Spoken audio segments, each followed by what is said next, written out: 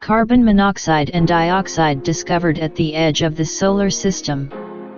Astronomers analyzing the chemical composition of objects orbiting Neptune discovered that some of them contain carbon monoxide and carbon dioxide.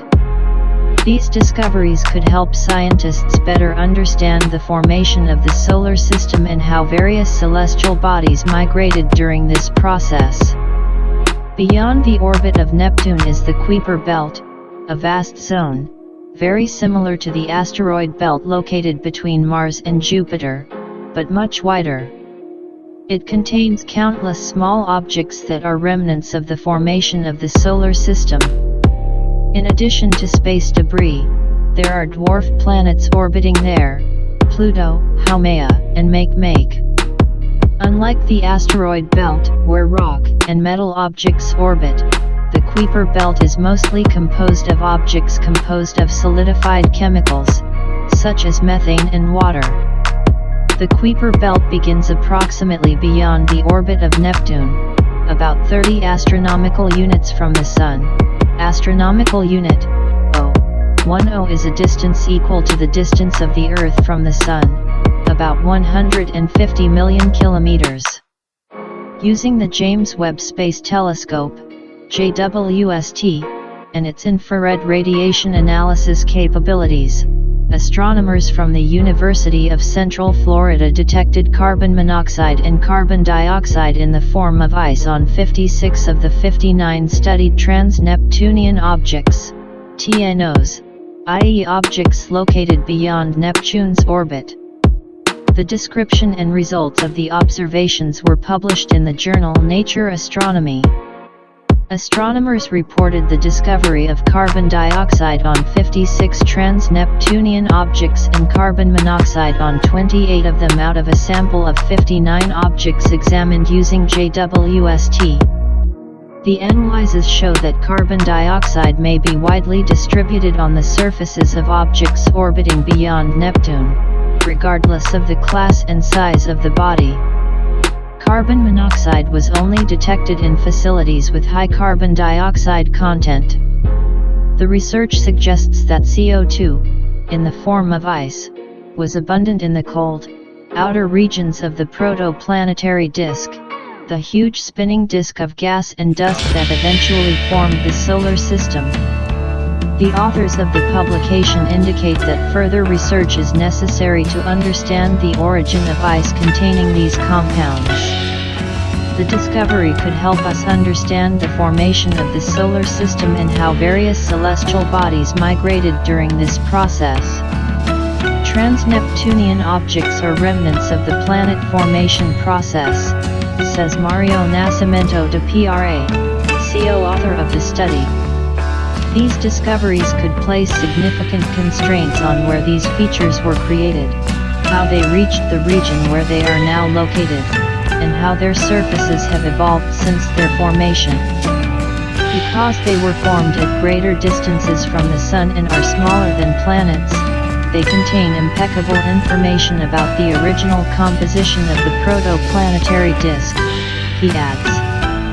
This is not the first discovery of ice containing carbon monoxide in the TNO population. A few years ago, the New Horizons spacecraft flew by Pluto. Analyses from this close flyby confirmed the existence of carbon monoxide on the dwarf planet. As for carbon dioxide, it is present in many objects orbiting the solar system, but it was not clear whether it is also found in larger quantities in objects beyond the orbit of Neptune. The discovery of carbon dioxide and monoxide on TNO provides some context, but also raises many questions. Although carbon dioxide likely comes from the protoplanetary disk, the origin of carbon monoxide is more uncertain. It is a volatile compound even on cold TNO surfaces. We cannot rule out that carbon monoxide accumulated on these objects and has somehow been preserved to this day. However, the data suggest that it could have been produced as a result of radiation from ice cream containing carbon, the PRA points out. confirmation of the presence of carbon dioxide and carbon monoxide in TNO opens many possibilities for further research. The discovery of carbon dioxide on trans-Neptunian objects was exciting, but even more fascinating were its characteristics, says Noemi Panilla-Alonso, co-author of the study. The spectral trace of carbon dioxide revealed two different surface compositions. In some TNOs, carbon dioxide is mixed with other materials such as methanol, water ice, and silicates. However, in another group where the main components are carbon dioxide and carbon monoxide, the spectral signature was unique. This distinct trace of carbon dioxide is unlike anything seen on other bodies in the solar system, he adds. When carbon dioxide is present in large quantities, it appears isolated from other materials, but this alone does not explain its unique spectrum. Scientists indicate that this may be related to its optical properties and the way it reflects or absorbs certain colors of light. It has previously been speculated that carbon dioxide may be present in TNO because it exists in a gaseous state in comets. In comets, we observe carbon dioxide in the form of gas released by the sublimation of ice on or just below the surface.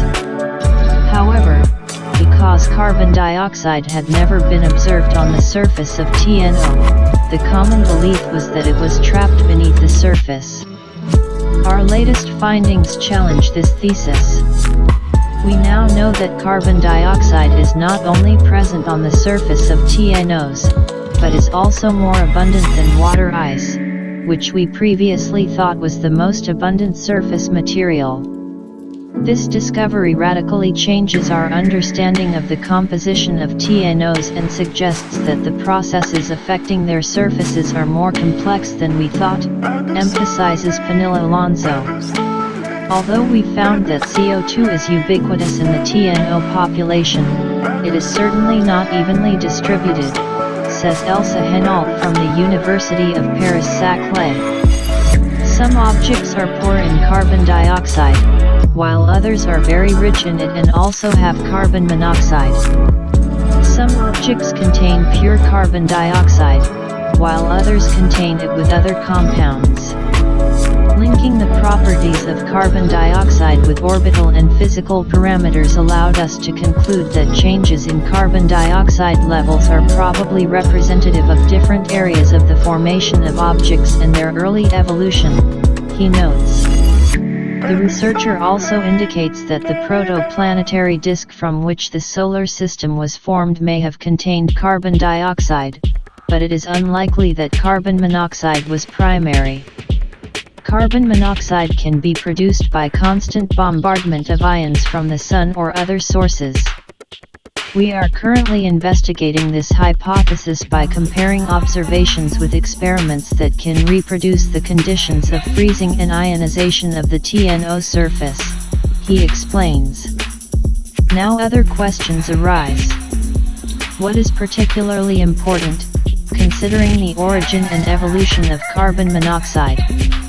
Observations across the entire spectral range are so rich that analyses will certainly take scientists many years, says Henault.